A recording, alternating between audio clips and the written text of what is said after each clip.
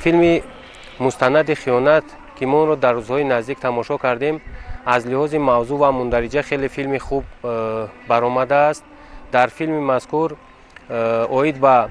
گروه ها یا اینکه شخصان علاهیده که به این گروه ها شامل گردیدند، به گروه های تروریستی و اکستریمیستی و به ملت از هر جهت خیانت کردند. اوید به سالهای اول استقلالیت که در جمهوری تاجیکستان سال 1991 استقلالیت به دست آمد و در همین زمینه بودند گروه هایی که استقلالیت دولتی جمهوری تاجیکستان را نمیخواستند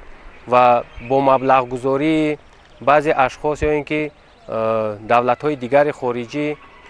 کوشش میکردند که تنجی دولت ما را خللدار سازند. تماشای فیلم مذکور را به دیگر هموطنان یا اینکه ساکنان جمهوری تاجیکستان توصیه میدیم، زیرا در فیلم مذکور خصوصیت های گوناگون شخصان تجسم یافتند و از لحاظ موضوع مندرجه خیلی خوب برآمده است فیلم. بعد تماشای فیلم مذکور دلخواه شخص یک بار نه چندین بار اندیشه میکند که کدام راه خطا است و کدام راه مثال سوی صلح و دوستی میبرد